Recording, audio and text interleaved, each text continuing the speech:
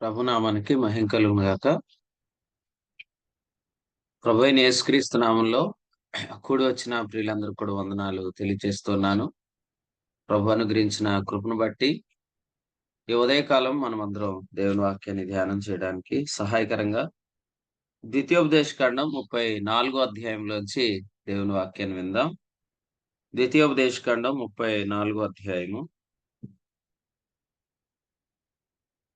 మనం చదువుకున్న వచనం 7వ వచనాన్ని ధ్యానం చేస్తున్నాం.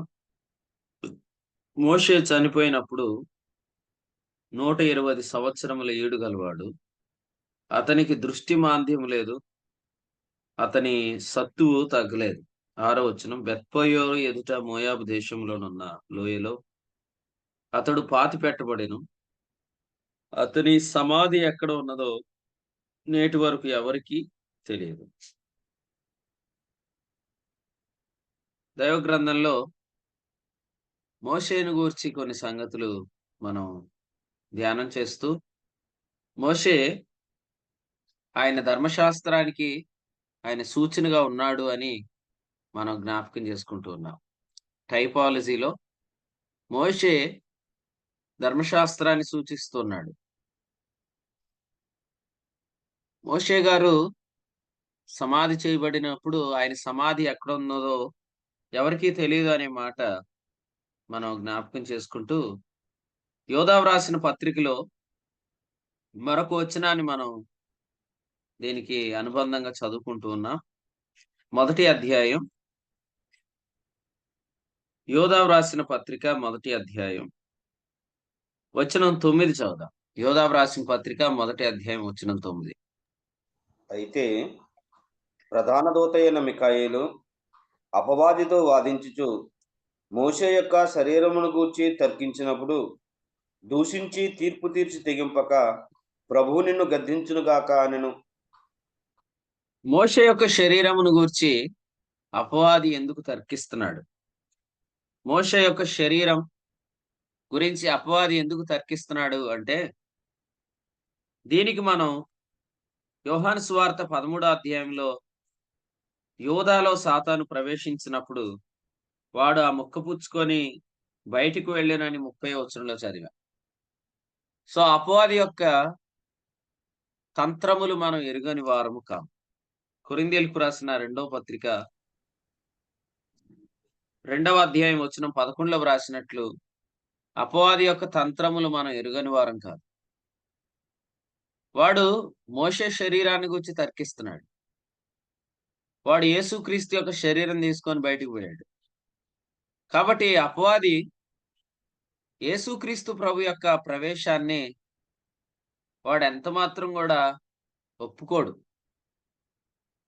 కారణం ఏంటంటే, యేసుక్రీస్తు ప్రభు ఈ లోకంలో ప్రవేశించినప్పుడు వాడు శాస్త్రులు పరిసయ్యులను రేపి చాలా సార్లు మరి మోషే ధర్మశాస్త్రం ఏం చెప్తుంది, మరి మోషే ధర్మశాస్త్రం ఇలా చెప్తుంది కదా అని వాడు చాలా సార్లు శాస్త్రులు పరిసయ్యుల ద్వారా వాడు తర్కించిన సందర్భాలు మనం చూస్తూ ఉంటాం.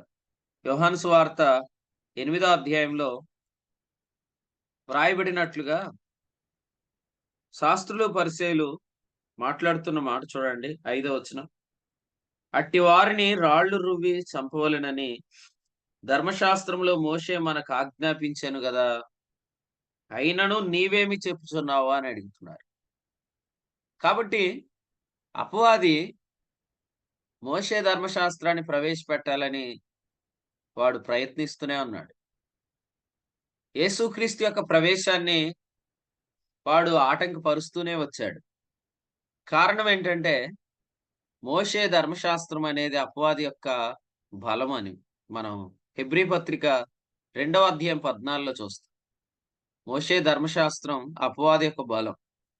ఈ విషయం చాలా మందికి డైరెక్ట్ గా రిఫరెన్స్ లేదు కాబట్టి తెలియదు. అందుకనే చాలా మంది మోషే ధర్మశాస్త్రాన్ని గైకొనాలి అని చెప్తారు. మోషే ధర్మశాస్త్రాన్ని గైకొనటం అంటే ధర్మశాస్త్రం వల్ల నీతిని వెతకటం అని మనకు తెలుసు. ఒకవేళ ధర్మశాస్త్రం వల్ల నీతి కలిగితే ఆ పక్షమందు క్రీస్తు చనిపోయినది నిష్ప్రయోజనమే అనే వచనం కూడా చాలా మందికి తెలియదు. గలతీ పత్రిక 2వ అధ్యాయం 21 ప్రకారం. కాబట్టి అపవాది యొక్క ఆయుధమే మోషే ధర్మశాస్త్రం.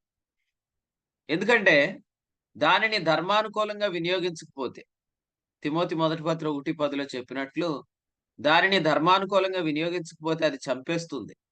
రోమాపత్రిక 7:9 మనకు తెలుసు కదా! అక్షరము చంపుతుంది.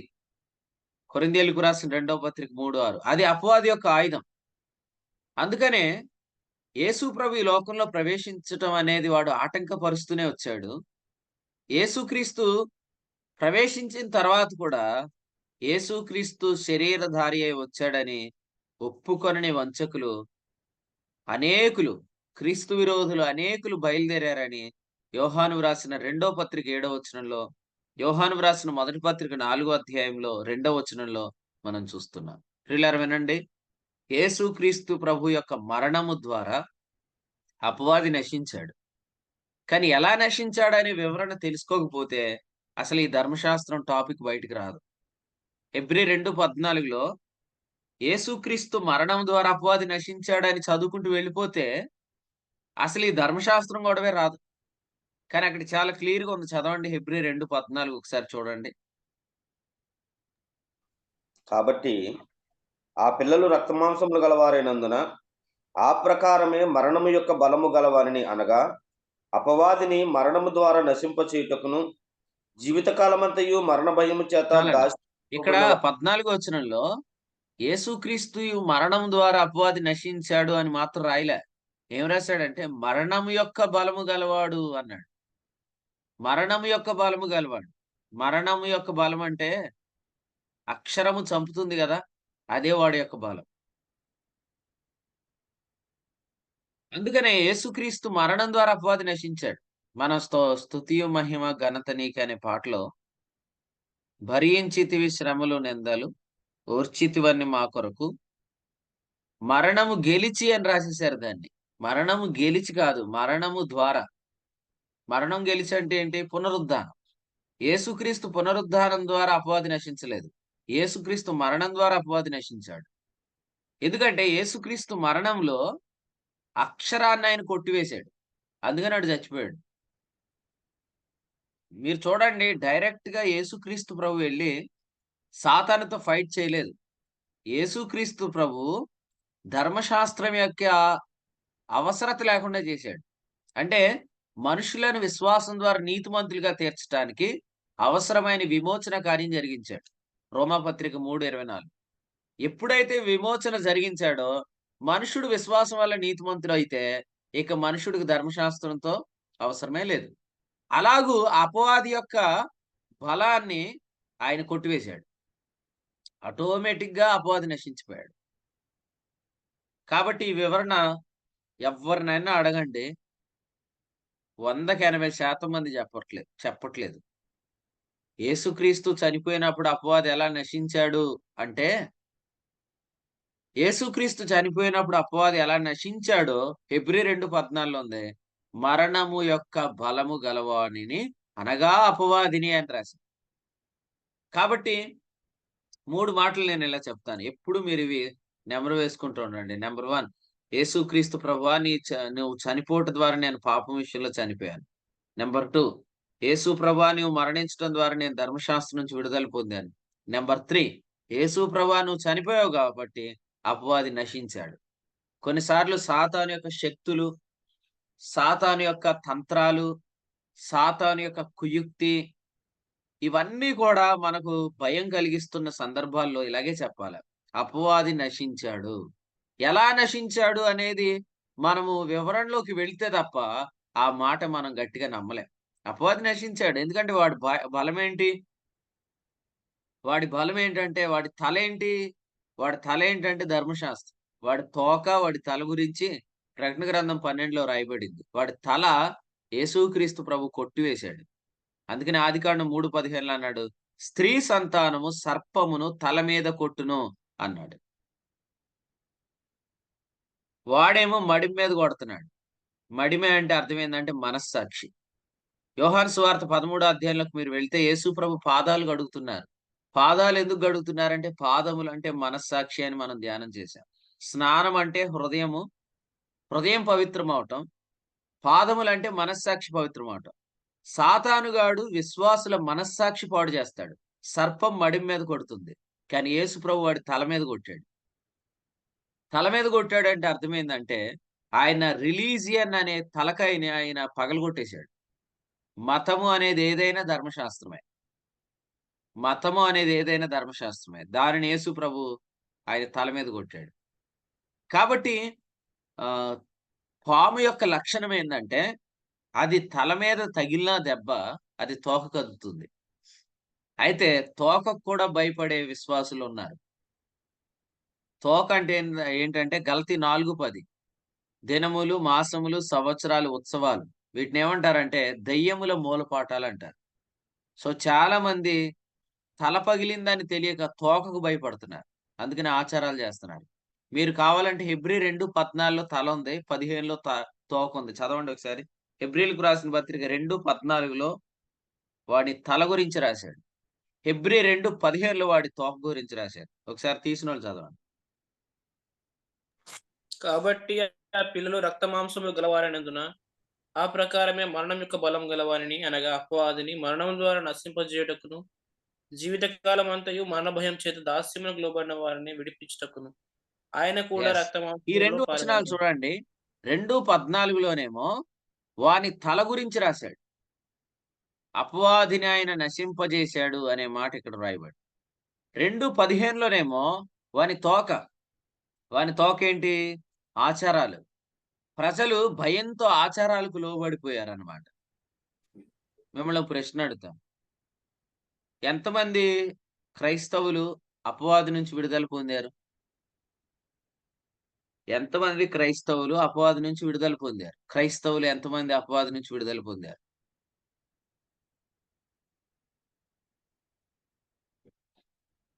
యేసుక్రీస్తునందు విశ్వాసం ఉంచిన అందరూ వారిలో ఉన్నారు. ఎంతమంది అపవాది నుంచి విడుదల పొందారు? అందరూ ఉన్నారు. అందరూ పొందారు. యేసుక్రీస్తునందు విశ్వాసం ఉంచిన వాళ్ళందరూ అపవాది నుంచి విడుదల పొందారు. ఇప్పుడు రెండో ప్రశ్న. యేసుక్రీస్తునందలి విశ్వాసం ఉంచిన వారిలో ఎంతమంది నిర్జీవ క్రియలు సేవిస్తున్నారు? 100కి. మీకు తెలిసిన వాళ్ళు 100కి. నిర్జీవ క్రియలు, శరీరాచారాలు, లోకమూల పాఠాలు, దెయ్యాల పాఠాలు 90% అయ్యే పాటిస్తున్నారండి. 90% ఉన్నారు కదా! అంటే వీళ్ళందరూ తలకాయ పగిలిందని తెలిసి కూడా వీళ్ళ తోకకు భయపడుతున్నారు. ఎందుకనుకున్నారు? ఆ తల ఎలా పగిలిందో వివరణ తెలీదు కాబట్టి. ఆ వివరణ తెలిస్తే తప్ప మన తోకకే ఇప్పుడు ఈ విజ్ఞాన వేదిక వాళ్ళు ఏమంటారంటే, మనిషి ఎప్పుడైతే బాగా చదువుకుంటాడో, అప్పుడు జ్ఞానం పెరిగినప్పుడు ఈ మూఢాచారాల నుంచి బయటకొస్తాడని చెప్తారు. మరి ఇంత బాగా చెప్తున్నారు కదా! రాకెట్ ప్రయోగించే దగ్గర కొబ్బరికాయ ఎందుకు కొడుతున్నారు? ఇప్పుడు రాకెట్ పైకెళ్తుందంటే ఎంత విజ్ఞానంతో అది అక్కడి నుంచి ల్యాండ్ అయ్యి పైకెళ్తుంది అక్కడి నుంచి. మరి అక్కడ కూడా కొబ్బరికాయ కొడుతున్నారంటే, మనిషి ఆచారాల నుంచి ఈ విద్యా చైతన్యం ద్వారా బయటకు రాలేడు.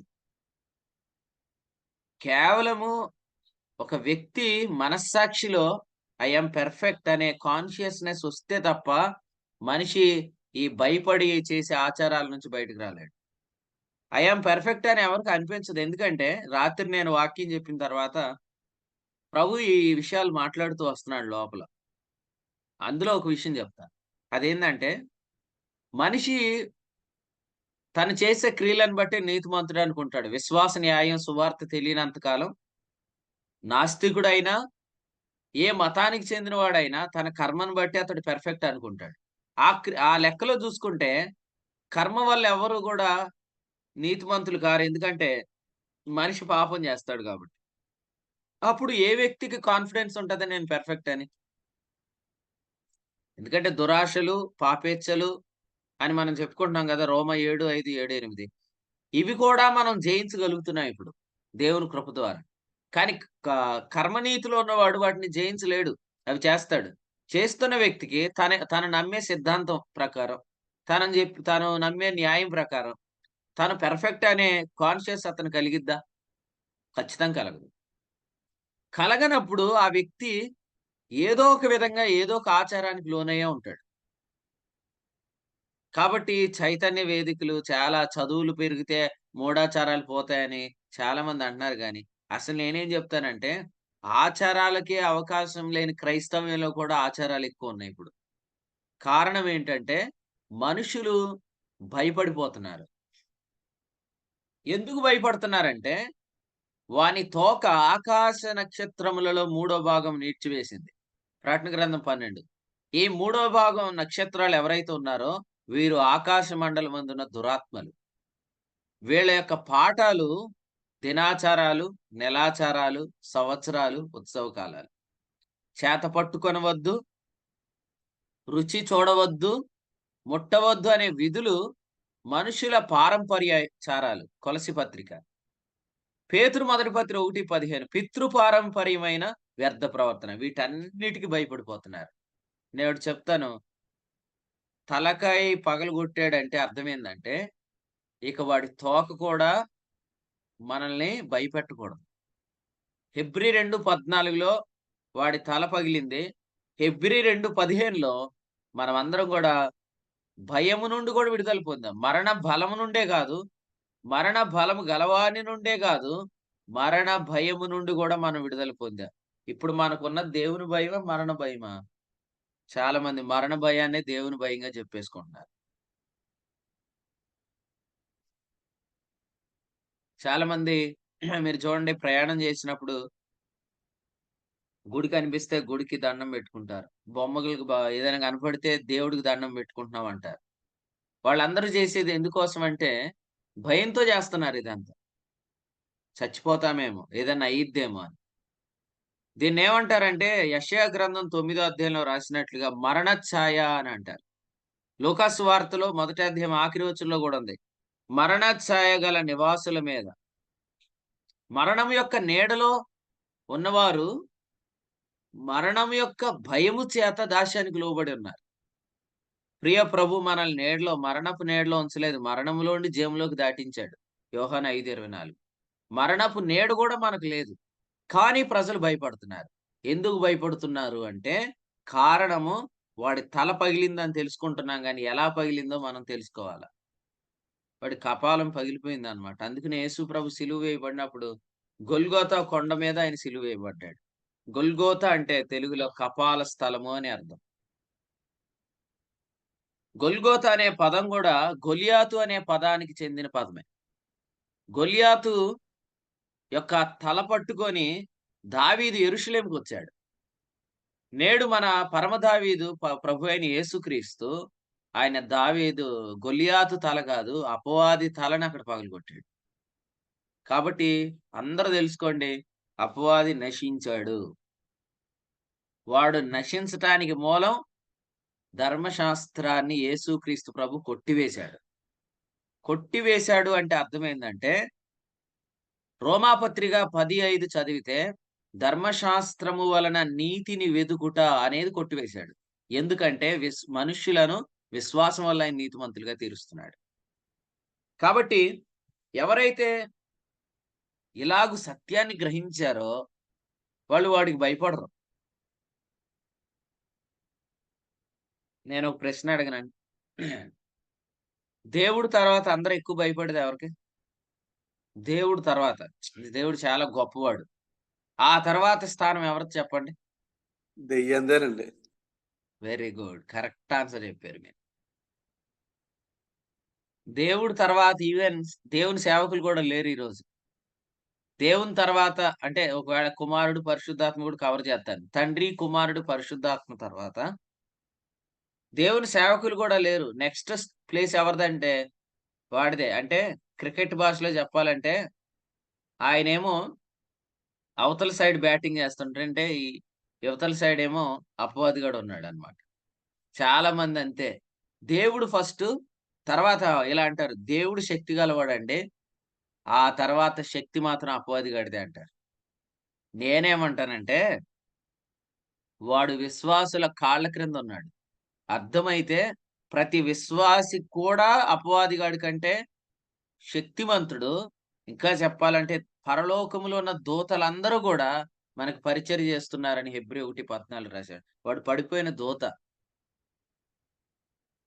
నేనెందుకు ఇలా చెప్తున్నానంటే, మీరు ఫైనల్ క్రికెట్ మ్యాచ్‌లో గెలిసినోళ్ళకి విన్నర్ ట్రోఫీ ఇస్తారు.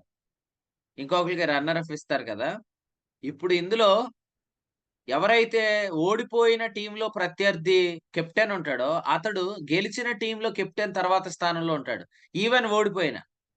అతని టీమ్ సభ్యులు గూడా సెకండ్ ప్లేస్‌లో ఉండరు. అలాగే ఈరోజు దేవుని తర్వాత చాలామంది అపవాది అనుకుంటున్నారు. నేనైతే అపవాది గడికి 0 మార్కులేస్తానంతే. ఎందుకంటే వాడు నథింగ్ అంతే. ఎందుకంటే వాడు నశించిపోయాడు. ఆ విషయం మనకు తెలియనంత కాలం ఆ తోకలో గూడా ఏదో ఉందనుకుంటాం. వాడి తోకలో ఏమీ లేదు వాస్తవంగా. వాడిప్పుడు ఎందుకున్నాడంటే, ఇప్పటికీ రక్షించబడని విశ్వాసులున్నారు కాబట్టి వాడున్నాడు. వెయ్యేండ్ల రాజ్యంలో వాడుంటాడా? చదవండి. ప్రకటన గ్రంథం, ప్రకటన గ్రంథం 20వ అధ్యాయం. ప్రకటన గ్రంథం 20వ అధ్యాయం. వచనం 7. 1000 సంవత్సరములు గడిచిన తరువాత 3 చదవండి అన్న. 1000 సంవత్సరములు గడుచు వరకు ఇక జనములను మోసపరచుకుండునట్లు అగాధమును మూసి దానికి ముద్ర చేశాడు. 1000 సంవత్సరాలు వాడిని బంధించాడు. రెండో వచనం. 1000 సంవత్సరాల తర్వాత వాడిని మళ్ళీ విడిపించాడు. 10వ వచనం. మోసపరిచిన అపవాది అగ్ని గంధకములు గల గుండములో పడవేయబడ్డాడు. అచ్చట క్రీస్తు విరోధున్నాడు, అబద్ధ ప్రవక్తున్నాడు. బైబిల్‌లో డైరెక్ట్‌గా బ్రతికుండగానే పాతాళానికి వెళ్ళినోళ్ళున్నారు. ఎవరు వాళ్ళంటే కోరాహుతో పాటు ఏకీవించిన వారు. బైబిల్‌లో బ్రతికుండగానే డైరెక్ట్‌గా పాతాళానికి గాదు, అగ్నిగుండానికి వెళ్ళిపోయినోళ్ళున్నారు. వాళ్ళు అబద్ధ ప్రవక్త, క్రీస్తు విరోధి. 19వ అధ్యాయం వచనం 20. కానీ అపవాదిగాడు కూడా ఫస్ట్ పాతాళానికి వెళ్ళాడు. ఆ తర్వాత వాడు నరకానికి వెళ్ళాడు.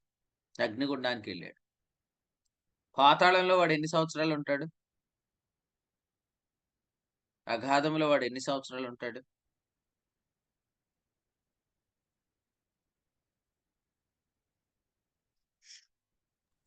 సేపా? 1000 1000 సంవత్సరాలు ఉంటాడు. అగ్నిగుండంలో ఎన్ని సంవత్సరాలు ఉంటాడు? అండ్ ప్లీజ్ అది నిరంతరం ఉంటుంది. ఇక నిత్యం వాడి స్థానం అది. కాబట్టి వాడు ఎప్పుడైనా మీకు కనపడ్డాడు అనుకోండి, వాడిని పిలిచేలా చెప్పండి. 1000 సంవత్సరాలు పాతాళంలో ఉంటావు. నిత్యం అగ్నిగుండంలో ఉంటావు. ఓవర్ యాక్షన్ చేయకని చెప్పండి. ఎందుకంటే వాడిప్పుడు చాలా మందిని వాడు మోసం చేసేస్తున్నాడు. మీలో కూడా వాడితో వీమందించుకున్న వాళ్ళు ఉంటారు.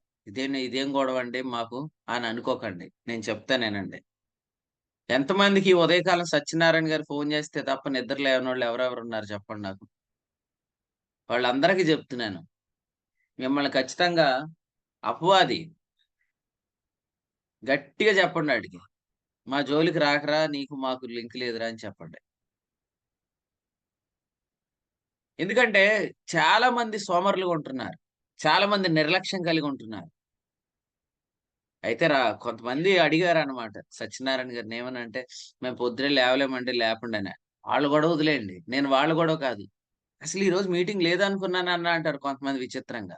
పోన్లే, ఈరోజు అసలు భూమి మీద లేననుకోలేదు. అసలు ఫస్ట్ మనం అడగాలన్నమాట. ఈరోజు కూడుకుందా లేదా? ఈరోజు ప్రభు ఏం చెప్తాడు అనే ఆసక్తితో పడుకొని ప్రార్థన చేసి వెయిట్ చేయాలన్నమాట. సో వినండి, అపవాదిగాడు చాలా మందిని మోసం చేస్తున్నాడు. అందులో కొరింథీయులకు రాసిన 2వ పత్రిక 11:3 ప్రకారం సంఘాన్ని మోసం చేస్తున్నాడు. కొరింథీయులకు రాసిన 2వ పత్రిక 2వ అధ్యాయము 11 ప్రకారం సేవకులు మోసం చేస్తున్నాడు. అయితే ప్రకటన 12:9 ప్రకారం వాడు సర్వలోకాన్ని మోసం చేసేస్తున్నాడు. కాబట్టి వాడు కనబడని యాకోబు అన్నమాటాడు. మోసగాడు. వాడు అబద్ధమునకు జనకుడు, వాడు అబద్ధికుడు అని యోహాను సువార్త 8:44లో చెప్పాడు. కాబట్టి ప్రస్తుతం వాడు ఎందుకున్నాడు అంటే, వాని వశంలో లోకముంది. యోహాను 14:30. మనమేం చేస్తున్నాం? ఆ లోకానికి సువార్త చెప్పడానికి ఇక్కడున్నాం. మీరెందుకు ఇక్కడున్నారో తెలుసా? కొంతమందంటారు, ఆహ్, "రేపు చాలా పనుందన్నా" అంటారు. ఏం పని చెప్పు? చెప్తారు బాగా. అసలు నువ్వు అందుకే ఉన్నావిక్కడ. ముఖ్యమైన ఉద్దేశాన్ని మర్చిపోయి సెకండరీని ప్రైమరీ ప్లేస్‌లో పెట్టేశారు చాలామంది. అసలు మనం ఇక్కడున్నది ఎందుకంటే లోకానికి సువార్త చెప్పటానికి. లోకానికి ఆశీర్వాదంగా ఉండటానికి. రోమా 15:29. కాబట్టి మనం డైరెక్ట్‌గా అపవాదితో యుద్ధం చేస్తున్నాం ఈ లోకంలో. యేసు ప్రభు చేసిన యుద్ధానికి, మనం చేసిన యుద్ధానికి చిన్న తేడా ఉంది అందరూ గమనించండి. యేసుక్రీస్తు ప్రభు చేసిన యుద్ధంలో అపవాదిని నశింపజేశాడు. మనం చేస్తున్న యుద్ధంలో అపవాది నశించాడని నమ్మి లోకాన్ని వాడి వశంలో నుంచి ప్రభువులోకి తెచ్చే ప్రయత్నం చేస్తున్నాం. ఆల్రెడీ లోకంలో ఉన్న ఎవ్వరికీ తెలియకపోవచ్చు కానీ, మన బలమేంటో అపవాదికి తెలుసు. మనం ఎవరమో, మనం ఏ వాక్యం వింటున్నామో, మనం ఏ సత్యాన్ని గ్రహించామో అదంతా గూడా అపవాదికి తెలుసు. అంటే సత్యం తెలుసు అనట్లేదు నేను. మనం ఎంత పవర్‌ఫుల్లో వాడికి తెలుసు. అందుకనే ముఖ్యంగా ఈ ఈ పరిచర్య ఎంత బలమైనదో అపవాదికి తెలుసు. ఎందుకంటే ఈ పరిచర్య ద్వారా సువార్త పరిగెత్తుతుంది. తెస్సలోనికీయులకు రాసిన రెండో పత్రికలో రాసాడు కదా! మొదటి అధ్యాయంలో రెండవ అధ్యాయం, మూడో అధ్యాయంలో తెస్సలోనికీయులకు రాసిన రెండవ పత్రికలో ఏం రాసాడు? మూడో అధ్యాయం మొదటి వచనం సువార్త పరుగెత్తి అని రాసాడు కదా! ఫుట్‌నోట్‌లో ఉంది చదవండి కావాలితే. ఫిలిప్పీయులకు రాసిన పత్రిక రెండవ అధ్యాయము, రెండవ అధ్యాయము వచనం 22లో సువార్త వ్యాపిస్తుంది అని రాసాడు. కొలస్సీయులకు రాసిన పత్రిక 1:6లో కూడా సువార్త ఫలిస్తుంది అని రాసాడు. పవర్‌ఫుల్ మినిస్ట్రీ ఇది. The ministry of righteousness is the powerful ministry. నీతి కారణమైన పరిచర్య శక్తివంతమైన పరిచర్య. ఎందుకంటే ఇందులో సువార్త పరిగెత్తుతుంది. సువార్త వ్యాపిస్తుంది. సువార్త ఫలిస్తుంది. అందుకనే వాడేం జేస్తున్నాడంటే, కలిపి చెరిపెడు వారిని వాడు సాతాను పరిచారకులుగా వాడుకుంటున్నాడు. ఎందుకంటే, కలిపి చెరిపినప్పుడు సువార్త ఫలించదు. సువార్త వ్యాపించదు. సువార్త పరిగెత్తదు. కేవలము ఈ లోకము దుష్టుని యందు పడి ఉన్నది కాబట్టే వాని ఉనికి ఉన్నది. యోహాను మొదటి పత్రిక 5:19. ఒక్కసారి సంఘము కొనుపోబడిందంటే, వాడు మరికొంతకాలం అంటే మరొక 7 సంవత్సరాలు. ఆ 7 సంవత్సరాలు కూడా ఆ క్రీస్తు విరోధిని అడ్డం పెట్టుకొని ఈడు బ్రతుకుతాడు వెనకాల. ఆ అబద్ధ ప్రవక్తను అడ్డం పెట్టుకొని వీడు వెనకాల బ్యాక్‌గ్రౌండ్‌లో ఉంటాడన్నమాట. కానీ ఆఫ్టర్ 7 వీడు 1000 ఏండ్లు మూసివేయబడతాడు. ఆ తర్వాత వీడు బయటకొస్తాడు. నిత్యము వాడు అగ్ని గంధకాలతో మండుగుండంలో ఉంటాడు. కాబట్టి ఈ సంగతులు తెలుసుకున్న వారు ప్రస్తుతం మీరు చేయాల్సిన పనేందంటే, సువార్త ప్రకటన విషయంలో ఆలోచన కలిగుండాలి. సువార్త ఎలా ప్రకటించాలి? సువార్త ఎలాగ వ్యాపిస్తుంది? సువార్త ఎలాగు పరిగెత్తుతుంది? సువార్త ఎలా ఫలిస్తుంది? నీతిమంతుడు విశ్వాసం మూలంగా జీవిస్తే చాలు. హెబ్రీ 10:38. రోమా 1:17. నీతిమంతుడు విశ్వాసం మూలంగా జీవిస్తే చాలు. నేను మిమ్మల్ని అడుగుతున్నాను. మీరు పనిచేసే ప్లేస్‌లో విశ్వాసం వల్ల జీవిస్తున్నారా? మీరు చదువుకుంటున్న కాలేజీలో విశ్వాసం వల్ల జీవిస్తున్నారా? మీరు ఇంటిలో ఉండి పని చేసుకుంటున్నారు గదా! మీరు విశ్వాసం వల్ల జీవిస్తున్నారా? విశ్వాసం వల్ల మీరు జీవిస్తే మీరు సువార్త. మీ ద్వారా సువార్త ఎలా పరిగెత్తుతుందా అనేది, ఎలా వ్యాపిస్తుందా అనేది చాలా అద్భుతంగా మీకు గూడా అర్థమైద్ది. నాకు తెలియట్లేదనేది ఏముండదు. అపోస్తులు 1:8 పరిశీలించండి. యేసు ప్రభు సువార్త ఎలాగు వ్యాపిస్తుందో ఆయన క్లియర్ మ్యాప్ చెప్పాడు. అపోస్తులు 1:8. అపోస్తుల కార్యాలు 13 అధ్యాయం నుండి 3 సువార్త యాత్రలు. ముఖ్యంగా మొదటి 2 సువార్త యాత్రలు పౌలు, బర్నబా చేసిన సువార్త యాత్ర గావచ్చు, పౌలు గారు, తిమోతి, సైలస్ ఈ ముగ్గురు చేసిన సువార్త యాత్ర గావచ్చు. ఈ సువార్త యాత్రలో వారు ఎలాగూ పరిచర్య చేశారో క్లియర్ మ్యాప్స్ ఈరోజు మనకు అందుబాటులో ఉన్నాయి. అంటే సువార్త ఎలాగు పరిగెత్తుతుందో అనేది మనకు ఒక క్లారిటీ వస్తుంది. సో, మీరున్న చోటున మీరు విశ్వాసం వల్ల జీవించండి. విశ్వాసం వల్ల జీవిస్తున్న వారు పేతురు 1:5 వారు విశ్వాసము ద్వారా దేవుని శక్తి చేత కాపాడబడతారు. ఇంతమంది స్టూడెంట్స్ ఇంత వంకర వంకరగా మాట్లాడుతున్నారు. ఇంత వంకరగా చూపులు చూస్తున్నారు. ఎంత తప్పుడు ఉద్దేశాలతో బ్రతుకుతున్నారు. ఈ ఒక్క వ్యక్తి మాత్రమే ఏ పాపం చేయకుండా చాలా పెర్ఫెక్ట్‌గా బ్రతుకుతున్నాడు. కారణం ఏంటి అని ఆలోచింపజేసేదే సువార్త. మన పెర్ఫెక్ట్ లివింగ్‌కి మూలం ఏందంటే, విశ్వాసము ద్వారా దేవుని శక్తి చేత మనం కాపాడబడటం. కాబట్టి మరొకసారి నేను మీకు అందరికి ఈ విషయాన్ని అప్పగిస్తున్నాను. అపవాది మోషే శరీరాన్ని గురించి తర్కిస్తున్నాడు. మనమేం చెప్పాలా? అసలు మోషే శరీరం ఎక్కడి నుంచి పట్టుకొచ్చావురా నువ్వు? మోషే సమాధి ఎక్కడుందో గూడా ఎవరికీ తెలీదు గదా! నోవహు ఓడలోనికి పావురము త్రుంచబడిన ఒలీవ మొక్కను తీసుకొచ్చినట్లుగా చూస్తాం గానీ, ఆ కాకి ఇప్పుడు గూడా ఇక్కడే అరుస్తుంది పక్కన. అది ఎక్కడెక్కడో తిరుగుతుంది. దానికి వాస్తవంగా కాలు మోపుటకు కూడా స్థలం లేదని పావురం తిరిగొచ్చింది గానీ అది రాలేదు. కారణం ఏంటంటే వాడు మోషే సమాధి ఎక్కడుందో గూడా తెలియని నట్లుగా దేవుడు దాన్ని ఉంచినట్లయితే, వాడిప్పుడు ఆ మోషే యొక్క ధర్మశాస్త్రాన్ని ప్రవేశపెట్టాలని ప్రయత్నం జేస్తున్నాడు. ప్రభుకు స్తోత్రం చెల్లిద్దాం. ఎందుకంటే మొన్న కొలస్సీలకు రాసిన పత్రికలో వ్రాయబడిన ఒక మాట నేను ఆహ్, గుర్తు జేశాను. అది చదవలేదు కానీ, ఒకసారి అది చదివి మన ఈ వర్తమానాన్ని ముగిద్దాం. అందరూ చూడండి కొలస్సీలకు రాసిన పత్రిక మొదటి అధ్యాయము, వచనం 13. మరియు అపరాధముల వలనను, శరీరమందు సున్నతి పొందక యుండుట వలనను, మీరు మృతులై ఉండగా, దేవుడు వ్రాతరూపకమైన ఆజ్ఞల వలన మన మీద రుణముగాను, మనకు విరోధముగాను ఉండిన పత్రమును మేకులతో సిలువకు కొట్టి, దాని మీద చేవ్రాతను తుడిచివేసి, మనకు అడ్డము లేకుండా దానిని ఎత్తివేసి, మన అపరాధములన్నిటిని క్షమించి, ఆయనతో కూడా మిమ్మను జీవింపచేశారు. నెక్స్ట్ మాట అద్భుతమైన మాట. ఆయన ప్రధానులను, అధికారులను నిరాయుధులుగా చేశాడు. నేనో ప్రశ్న అడగనా? ప్రధానులు, అధికారులకు ఆయుధాలు ఎప్పుడుంటాయి? ప్రధానులకు, అధికారులకు ఆయుధాలు ఎప్పుడుంటాయి?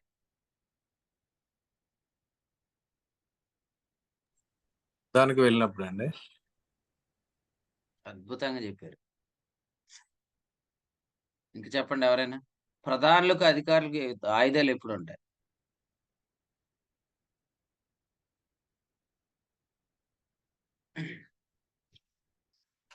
సెక్యూరిటీ పర్పస్ భద్రత కోసం అని ఉంటాయి. నువ్వు వెంకెరగొట్టేసావు తమ్ముడు. చితగ్గొట్టేసావు. ఇలా చెప్తానండి. ధర్మశాస్త్రం ఉన్నంత వరకు ప్రధానులకు, అధికారులకు ఆయుధాలు ఉంటాయి. అది సమాధి చేయబడ్డా కూడా వాళ్ళకి ఆయుధాలు ఉండొచ్చు. కానీ అసలు ఆ సమాధి ఎక్కడుందో తెలియకుండా చేస్తే ఇక వాళ్ళకి ఆయుధాలే లేవు. ఈ ప్రధానులు, అధికారులు అంటే ఎవరు? మన ప్రధానమంత్రి అనుకున్నావేటి ప్రశాంత్? ప్రధానులు, అధికారులు అంటే దురాత్మలో. ప్రధానులు, అధికారులకు ఆయుధాలు లేకుండా చేసేసాడు ఆయన. ఎలాగంటే రుణపత్రాన్ని సిలువకు కొట్టి దాని మీద చేవ్రాతను తుడిచివేసి నెక్స్ట్ చెప్పిన మాట చూడండి. అసలు అడ్డమే లేకుండా చేశాడు. సమాధి ఎక్కడుందో లేకుండా తెలియకుండానే చేసేసాడు మోషే సమాధి. నేనిలా అంటాను, ఆయన ధర్మశాస్త్రాన్ని పాతిపెట్టడం గాదు. ఎక్కడ పాతిపెట్టాడో గూడా తెలియకుండా చేశాడు. ఎందుకంటే ఈ ప్రధానులు, అధికారులు ఆ సమాధి చుట్టే తిరుగుతారు. దాన్ని తెచ్చి ఏదోలాగా సంఘంలో ప్రవేశపెట్టాలని. నేనిలా అంటాను, ఎక్కడ దొరికిందిరా అబ్బాయి మీకు మోషే శరీరం? ఆ సమాధే దొరకట్లేదు, కనబడలేదని రాసాడు గదా! మీకెక్కడ దొరికింది? అసలు ఈరోజు అడ్రెస్ లేకుండా ప్రభు చేసిన వాటిని ఈరోజు సంఘాల్లో బోధిస్తున్నారు. దేవుడు అడ్రెస్ చెప్పినోళ్ళనేమో మర్చిపోయారు. నేను అబ్రహాము దేవుడను, ఇస్సాకు దేవుడను, యాకోబు దేవుడనని ఆయన అడ్రెస్ చెప్పాడు. అబ్రహాము, ఇస్సాకు, యాకోబులతో చేసిన నిబంధన అందరూ మర్చిపోయారు. నిర్గమం 2:24. ఆ మోషేతో చేసిన నిబంధన మాత్రం ఇశ్రాయేలుతో చేసిన ఆ ధర్మశాస్త్ర నిబంధన అడ్రెస్ లేకుండా చేస్తే దాన్ని తెచ్చి సంఘాల్లో చెప్తారు. సో, నేనైతే ప్రభువుకి స్తోత్రం చెల్లిస్తున్నాను. దేవుడు అడ్రెస్ లేకుండా చేసిన వాటిని సంఘాలలో బోధించకుండా దేవుడు ఇప్పటికీ అడ్రస్ చెప్తున్న వాటినే మనం అస్తమాటు సంఘాలలో బోధించటం వల్ల మనం సరి అయిన పరిచర్లో ఉన్నాం కాబట్టి ధైర్యంగా ఉండాలి. కొరింథీయులకు రాసిన 2వ పత్రిక 4:1 ప్రకారం ఇట్టి పరిచర్య పొందినందున మేము అధైర్యపడము అని చెప్పినట్లు, ఈనాటి మన ధైర్యం ఏందంటే ప్రభువు వేటిని అడ్రస్ లేకుండా చేశాడో వాటిని మనము తిరిగి ప్రస్తావించకుండా ఉండగలుగుతున్నాం. అందుని బట్టి ప్రభుకి మన స్తోత్రం చెల్లిద్దాం. ప్రభునందు ప్రియులారా, అపవాదిని, వాని తంత్రాలను, వాని కుయుక్తిని మనం ఎరగకపోతే మనం మోసపోయే వారంగా ఉన్నాం. వాడు ప్రధానులను, అధికారులను నిరాయుధులుగా చేశాడు అంటే దాని అర్థం ఏందంటే ఆ రుణపత్రాన్ని యేసుక్రీస్తు ప్రభు ప్రధానుల, అధికారులను నిరాయుధులుగా చేశాడంటే దాని అర్థం ఏందంటే వాడు ఏదైతే ఆయుధంగా వాడుతున్నాడో దానిని ప్రభువు అడ్డము లేకుండా ఎత్తివేశాడు. మీరు కొలస్సీ పత్రిక ఒకసారి ఈరోజు స్టడీ చేయండి. జస్ట్ ఒక మాట నేను చెప్తాను ఇక్కడ. కొలస్సీలకు రాసిన పత్రిక 2వ అధ్యాయంలో సిలువ చేత జయోత్సవము అని చెప్పాడు. సిలువ చేత జయోత్సవము అని చెప్పాడు. దావీదు ఆ తల పట్టుకొని వస్తున్నప్పుడు స్త్రీలందరూ ఏం చేస్తున్నారు? సౌలు వేల కొలది, దావీదు 10,000 కొలది అని పాటలు పాడుతున్నారు. సో యూదులకున్న అలవాటు ఏందంటే యుద్ధం జరిగిన తర్వాత ఎవరైతే వీళ్ళు శత్రువులు పడిపోయారో వాళ్ళని వాళ్ళు బాహాటంగా వేడుక కనుపరుస్తారు. దాన్ని జయోత్సవము అంటారు. దానికి ముందేం జరిగిద్దంటే శత్రువు చచ్చిపోతాడు కదా, వాడి తల మీద కాళ్ళు పెట్టిస్తారు. యెహోషువ చేశాడు ఆ పని. దాని తర్వాత ఏం జరిగిద్దంటే కొల్ల సొమ్ము పంచుకుంటారు. యెహోషాపాతు చేశాడు ఆ పని. సో ఇవన్నీ మీరు ఒకసారి ఆలోచించండి. యెహోషువ, యెహోషాపాతు, దావీదు సందర్భాలు పరిశీలించండి. ఫస్ట్ చచ్చిపోయిన శత్రువులందరి మెడల మీద కాళ్ళు పెడతారు. ఆ తర్వాత కొల్ల సొమ్మంతా వాళ్ళు విభాగించుకుంటారు. యెహోషాపాతు అది జరిగించాడు. తర్వాత దావీదు కాలంలో జయోత్సవం మనకు కనబడుతుంది. ఈరోజు సిలువ జయోత్సవం ఎంతమంది అనుభవిస్తున్నారు? ప్రభువుకు స్తోత్రం చెల్లిద్దాం. మనం సిలువ జయోత్సవాన్ని అనుభవిస్తాం. సిలువ జయోత్సవము చాలా మందిలో లేదు. ఎందుకంటే వాళ్ళు ఇంకా ప్రధానులు, అధికారుల పాఠాలలో వారు బందీలైపోయారు. లోకనాథులెంత, ప్రధానులెంత, అధికారులెంత, వారితో మనం యుద్ధం చేస్తున్నాం.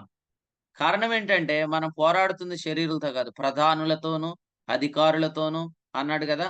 ఆ ప్రధానులు, అధికారులు నిరాయుధులైపోయారు. వాళ్ళు నిరాయుధులు అయ్యారు అనే సత్యం మనకు తెలియనంత కాలం మనం ఏం చేస్తామంటే ఈ సిలువ జయోత్సవాన్ని మనం అనుభవించలేం. ప్రతి మీటింగ్ ఒక సిలువ జయోత్సవ సభ అవ్వాల. ప్రతి కూడికలో సిలువ జయోత్సవం ఉండాలండి. ఆఖరి మాట చెప్పి ప్రార్థన చేస్తున్నాను. కొరింథీయులకు రాసిన మొదటి పత్రికను ఇటీవల నేను చదువుతున్నప్పుడు అందులో ఒక సంగతి ప్రభు ఇలా వ్రాయించాడు. కొరింథీయులకు రాసిన మొదటి పత్రిక 1వ అధ్యాయము వచనం 17లో పౌలు గారు ఏమన్నారంటే సిలువ వ్యర్థము కాకూడదు అన్నాడు. సిలువ వ్యర్థం కాకూడదు. సిలువ ఎప్పుడు వ్యర్థమవుతుంది అంటే ఆయన చెప్పిన వివరణలో వాక్చాతుర్యం వల్ల సిలువ వ్యర్థమవుతుందని చెప్పాడు. అయితే సిలువ వ్యర్థం కాకుండా ఉండటం అంటే ఏంటంటే 1:31 ప్రకారం సిలువ వేయబడిన క్రీస్తు ఆయన మన జీవితాల్లో ఇప్పుడు మనకు జ్ఞానముగా, నీతిగా, పరిశుద్ధతగా, విమోచనగా ఉన్నాడు అని అనుభవం ఎప్పుడైతే వస్తుందో అప్పుడు మన జీవితాల్లో సిలువ వ్యర్థం కాలేదని అర్థం. నేను చాలా సార్లు ఈ వచనం చదివాను గాని చింతపల్లి వెళ్తున్నప్పుడు నేను ఈ వాక్యం చదువుతున్నప్పుడు ప్రభు ఈ వచనంలోంచి ఇలా మాట్లాడాడు. సిలువ వ్యర్థం కాలేదంటే అర్థమైందంటే సిలువ వల్ల వచ్చిన ఈ 4 అనుభవాలు మనం అనుభవించటమే. ఇది సిలువ జయోత్సవంలో మనం ఈరోజు అనుభవిస్తున్న 4 అద్భుతమైన అనుభవాలు. చూడండి, వాళ్ళేమో దినములు, మాసములు, సంవత్సరాలు, ఉత్సవాల్లో ఉన్నారు. మనమేమో ఆయనే మన జ్ఞానం, ఆయనే మన నీతి, ఆయనే మన పరిశుద్ధత, ఆయనే మన విమోచనలో ఉన్నాం. కాబట్టి వాళ్ళ ఉత్సవాలు వేరు, మన ఉత్సవాలు వేరు. వారు దినాలు ఆచరించుకుంటున్నారు. మనము క్రీస్తును మనమందరం సెలబ్రేట్ చేసుకుంటున్నాం. 118వ కీర్తనలో చెప్పినట్లుగా ఉత్సవ బలి పశువును బలిపీఠపు కొమ్ములకు కట్టుడే అన్నాడు. ఈ దినము యెహోవా ఏర్పాటు చేసిన దినం. దీని యందు మనం ఉత్సహించి సంతోషించదము అన్నాడు. సో, మన పండుగ యేసుక్రీస్తు ప్రభువును మధ్యలో పెట్టుకొని మనం అందరం పండుగ చేసుకుంటున్నాం. వాళ్ళ పండుగలో దినాలే పండుగలాలు. పందలపారులో సెకండ్ మెసేజ్ మీరు అందరూ మిస్ అయిపోయారు. ఎందుకంటే అక్కడ నెట్వర్క్ సరిగ్గా లేకపోవడం. కానీ ఆ వర్తమానం మేము వాస్తవంగా గంతులేసి తిన్నామన్నమాట. ఎందుకంటే వండర్‌ఫుల్ రివల్యూషన్ అన్నమాట అది. నేను చాలా ఆనందించాను. వీలైతే ఆ మెసేజ్ వచ్చినప్పుడు నేను మీకు చెప్తాను. తప్పకుండా వినండి. సో, ఆ రోజు దీపావళి అన్నమాట. సో, ప్రజలందరూ గూడా ఒక రోజొస్తే ఆ రోజులో ఆనందిస్తున్నారు కానీ, మన జీవితంలో రోజులను బట్టి ఆనందం గాదు, ప్రభువుని బట్టి ఆనందం ఇచ్చాడు. కాబట్టి మీరందరూ ఈ సిలువ జయోత్సవాన్ని అనుభవించండి. ఎటువంటి పిరికితనాలు మీలో ఉండకుండా చూసుకోండి. దేనికి భయపడొద్దు.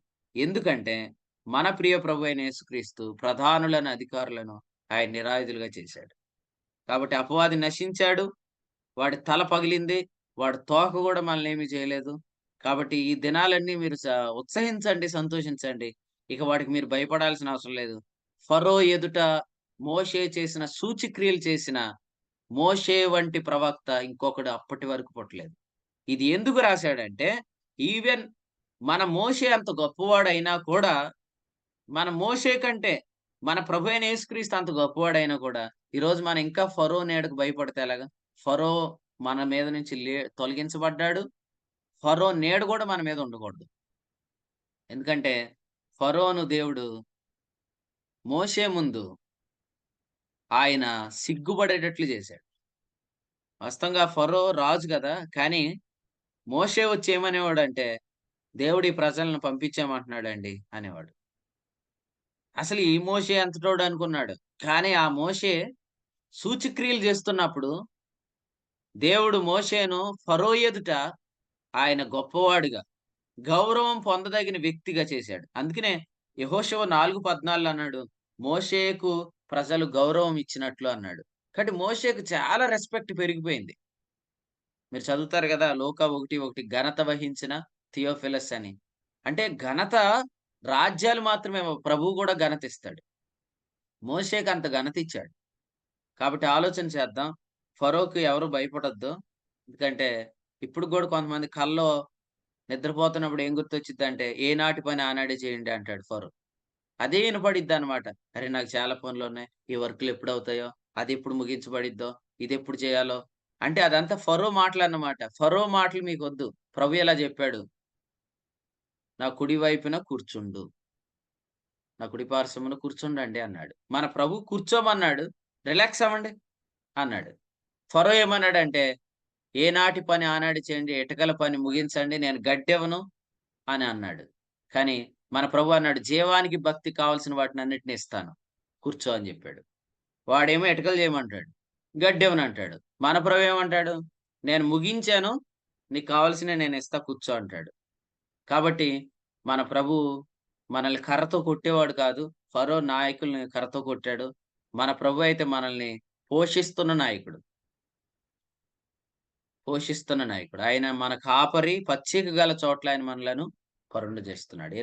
23వ కీర్తన మొదటి వచనం. ప్రభు ఈ తలంపులు మన కొరకే దీవించును గాక. ప్రభువుకు మనం అందరం స్తోత్రాలు చెల్లిద్దాం. ద్వితీయోపదేశకాండం 34వ అధ్యాయం సిలువ జయోత్సవంతో మనం ముగించుకుంటున్నాం. రేపు ఉదయకాలం అంటే సోమవారం మనం యెహోషువ గ్రంథాన్ని ధ్యానం చేద్దాం. ప్రభు మనతో ఇంకా తేటగా, స్పష్టంగా, ఇంకా వెలుగులో మాట్లాడబోతున్నాడని నిరీక్షిద్దాం. ప్రభు ఈ తలంపులు మనందరి వినికిడిలో దీవించును గాక. ఆమేన్. ఆమేన్. దేవుడు ద్వితీయోపదేశ కాండము చివరి అధ్యాయం ద్వారా చాలా చక్కటి శ్రేష్టమైన వర్తమానం ద్వారా దేవుడు మనందరితో మాట్లాడారు.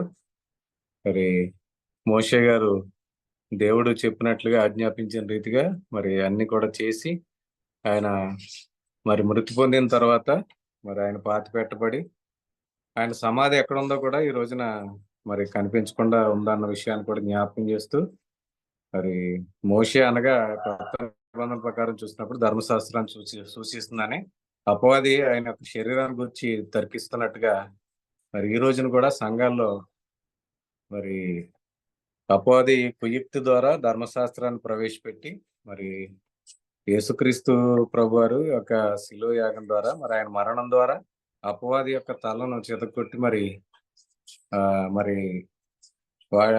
అపవాది యొక్క బలాన్ని కూడా మరి ఆయన మొత్తాన్ని కూడా నశింపు చేసినప్పుడు తిరిగి మరి వాడు ఆ తోక ద్వారా ఈ యొక్క సంఘాల్లో మరి ధర్మశాస్త్రాన్ని ప్రవేశపెట్టి మరి అందరూ కూడా మరణ భయం కలిగించి వాడు ఎలాగైతే నిర్జీవ క్రియలను చేయించేలాగా ఎలా చేస్తున్నాడో చాలా స్పష్టంగా ఈ యొక్క వర్తమానం ద్వారా దేవుడు మనందరితో మాట్లాడారు.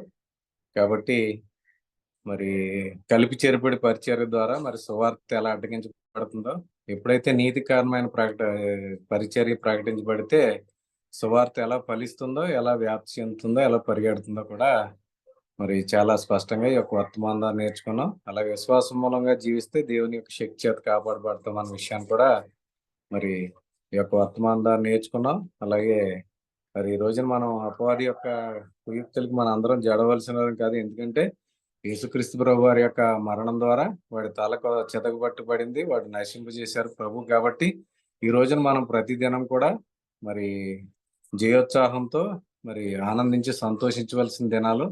మనం దేనికి భయపడవలసినటువంటి అవసరం లేదు అనే ఆదరణ కలిగించే వర్తమానం ద్వారా ఈ రోజున దేవుడు మనందరితో మాట్లాడారు. కాబట్టి చక్కని శ్రేష్టమైన వర్తమానం అందించిన దేవుని సేవకులు కూడి పక్షంగా ప్రభు 4 వందనాలు తెలియజేస్తున్నాను. అలాగే ఈ కూడికలో ప్రారంభ ప్రార్థన చేసి కీర్తనలు పాడి వాక్యం చదివి సహకరించి వాక్య సాధన ప్రార్థించిన ప్రియులకు ప్రభు 4 వందనాలు తెలియజేస్తున్నాను. దేవుడు మరి చివరి వరకు కూడా ఇప్పటి వరకు ఈ యొక్క ద్వితీయోపదేశ ఖండాన్ని చక్కగా మరి చాలా విలువైన వర్తమానాల ద్వారా మనతో మాట్లాడారు. మరి రేపు ఉదయకాలం మందు యెహోషువ గ్రంథం 1వ అధ్యాయం నుంచి మరి ధ్యానం చేసుకుందాం. ఈ రోజు జరగబోయే పరిచయ నిమిత్తం కూడా ప్రార్థన చేయండి. ఉదయకాలం మంది దేవుని సేవకులు కిరణ్ గారి యొక్క తాతయ్య గారి యొక్క ఆదరణ కూడికలో ఉదయకాలం మరి 10 గంటలకు వర్తమానం అందిస్తారు. తిరిగి 11:30 ప్రాంతంలో తిరిగి మళ్ళీ ఎర్రపోతవరంలో మరి వర్తమానం అందించాలి. మధ్యాహ్నం సాయంత్రం కూడా ఎర్రపోతరం మందిరంలో మరి ఆ యొక్క ప్రత్యేకమైన కూడికలు ఉన్నాయి. కాబట్టి ఆ సమీపంలో ఉన్నవారు అందరూ కూడా మరి చేరి రావాలని మీ అందరికీ ప్రేమతో ఆహ్వానిస్తున్నాం. కాబట్టి జరగబోయే పరిచయాల నిమిత్తం ప్రార్థన చేయండి. ముగింపు ప్రార్థనతో ఈ కూడికను ముగింపు చేసుకుందాం. అలాగే ఇప్పటివరకు ఆసక్తి వర్తమానం ప్రియులు కూడా ప్రభు 4 వందనాలు తెలియజేస్తున్నాను. ముగింపు ప్రార్థన ప్రియులు చింతల నరేష్ గారు ముగింపు ప్రార్థన చేస్తారు. తణుకు ప్రాంతం నుంచి మనతో సావాసం చేస్తున్న చింతల నరేష్ గారు. అనంతరం మనం కూడికను ముగింపు చేసుకుందాం. నరేష్ గారు వందనాలండి. వందనాలు. పరిశుద్ధుని మా తండ్రి, కృప కలిగిన మా దేవ, మీకు వందనాలు స్తోత్రాలు చెల్లిస్తున్నాం. ఉదయకాలపు వేళ నాయన పరిశుద్ధాత్మ దేవుని నడిపింపు ద్వారా మీ దాసుని ద్వారా నాయన మీరు మాకు అందించిన శ్రేష్టమైనటువంటి నాయన వర్తమానాన్ని బట్టి మీ స్తోత్రాలు చెల్లిస్తున్నాం. విశ్వసించు ప్రతివానికి నీతి కలిగినట్లు క్రీస్తు ధర్మశాస్త్రం యొక్క సమాప్తి అనే లేఖన భాగాన్ని నాయన జ్ఞాపకం చేసినందుకు మీ స్తోత్రాలు చెల్లిస్తున్నాం. నాయన మోషే ధర్మశాస్త్రం అపవాది యొక్క బలమని, వాడి బలాన్ని మా ప్రభు అయిన యేసుక్రీస్తు మరణం ద్వారా నాయన నశింపజేసినందుకు నాయన మీ స్తోత్రాలు చెల్లిస్తున్నాం. యేసుక్రీస్తు నందు విశ్వాసం ఉంచినటువంటి మేము నాయన పాప ప్రభుత్వం నుండి నాయన విమోచింపబడ్డాం. పాప ప్రభుత్వం నుండి నాయన విమోచింపబడినటువంటి మేము నాయన ధర్మశాస్త్రం యొక్క ప్రభుత్వం నుండి విడిపించబడ్డామనే సత్యాన్ని నాయన చాలా స్పష్టంగా నాయన మీరు మాతో మాట్లాడేందుకు మీ స్తోత్రాలు చెల్లిస్తున్నాం. యేసుక్రీస్తు మరణము ద్వారా వాడి యొక్క తలను అనగా అపవాది యొక్క తలను ధర్మశాస్త్రాన్ని నాయన చితకగొట్టినందుకు మీ స్తోత్రాలు చెల్లిస్తున్నాం. నాయన నీతికి కారణమైన పరిచర్యను నాయన మీరు విస్తరింపజేస్తున్నందుకై మీ స్తోత్రాలు చెల్లిస్తున్నాం. వ్యాపింపజేస్తున్నందుకై మీ స్తోత్రాలు చెల్లిస్తున్నాం. నాయన ఎంతగా మేము మా ప్రధాన యాజకుని యొక్క పరిచర్యను అనుభవిస్తూ నాయన కృపను పొందుకుంటూ జీవిస్తామో అంతగా నాయన మేము ఈ లోకంలో సువార్తగా ఫలిస్తామన్న సత్యాన్ని కూడా మీ దాసుని ద్వారా నాయన మాతో స్పష్టంగా మాట్లాడినందుకు మీ స్తోత్రాలు చెల్లిస్తున్నాం.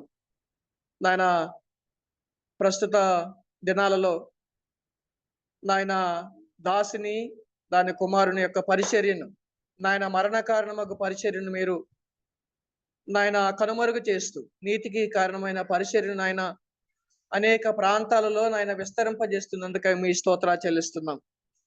నాయన శిలువ చేత జయోత్సవ చేత నాయన మమ్మల్ని ఊరేగింపజేస్తున్నందుకై మీ స్తోత్రాలు చెల్లిస్తున్నాం. నాయన ప్రధానులను నాయన అధికారులను నిరాయుధులుగా చేసిన తండ్రి మీకు వందనాలు స్తోత్రాలు చెల్లిస్తున్నాం.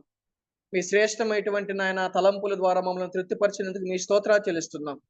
నాయన నిన్నటి దినం నాయన మరి ఏజెన్సీ ప్రాంతంలో నాయన మీ దాసులను మీ కుమారులను వాడుకుని మీరు జరిగించిన పరిచయం అంతటిని బట్టి మీ స్తోత్రాలు చెల్లిస్తున్నాం. అలాగే రాత్రికాలం నాయన ఈ దినం కూడా నాయన ఎర్రపోతవరం ప్రాంతంలో నాయన మీ దాసుని నాయన వాడుకుంటూ మీరు అందిస్తున్నటువంటి నాయన శ్రేష్టమైనటువంటి వర్తమాన సందేశాలను బట్టి మిమ్మల్ని స్తుతిస్తూ నాయన అనేక మందిని చీకటిలో ఉన్న వారిని వెలుగులోనికి నడిపిస్తున్నారు. నాయన రక్షించబడినటువంటి వారిని నాయన విశ్వాస విషయంలో నాయన సంపూర్ణులుగా అనగా నాయన రక్షణ నిశ్చయిత కలిగించేటటువంటి నాయన వర్తమాన సందేశాలు నాయన మీరు అందిస్తున్నందుకు మీ స్తోత్రాలు చెల్లిస్తూ నాయన మరింత ఎక్కువగా నాయన రాబోయే దినాలలో నాయన అనేక మంది సేవకులను ఆయన మీరు లేవనెత్తబోతున్నందుకు మీ స్తోత్రాలు చెల్లిస్తూ ఈ పరిచర్య అంతటిని కూడా నాయన మీ కృప ద్వారా నడిపిస్తున్నందుకు మీ స్తోత్రాలు చెల్లిస్తూ నాయన అలాగే ఈ కుడికను నడిపిస్తున్నటువంటి నాయన మీ దాసుడు మీ కుమారుడు సత్యనారాయణను కూడా నాయన మీ ఆత్మ నడిపింపు చేత నడిపిస్తూ నాయన క్రమంగా జరగడానికి మీ కృప ద్వారా నడిపిస్తున్నందుకు మీ స్తోత్రాలు చెల్లిస్తూ మా ప్రభువును మా రక్షకుడైన యేసుక్రీస్తు వారి అమూల్యమైన నామంలో స్తోత్రాలు చెల్లించి ప్రార్థించి వినయముతో వేడుకొనిచున్నాము తండ్రి. ఆమేన్. అందరికీ వందనాలు. ముగింపు ప్రార్థన చేసిన ప్రియులు చింతల నరేష్ గారికి, అలాగే ఇప్పటి వరకు ఆసక్తిగా వర్తమానాన్ని ప్రియులకు వందనాలు. ఒకరికొకరు వందనాలు తెలియజేసుకున్న అంతరం ఈ కూడిక ముగించబడుతుంది. అందరికీ వందనాలండి. అందరికీ వందనాలు. వందనాలండి. వాక్యాన్ని అందరికీ మన ప్రభు అయిన యేసుక్రీస్తు నామములో వందనాలు. అందరికీ వందనాలు. వందనాలండి. అందరికి వందనాలు.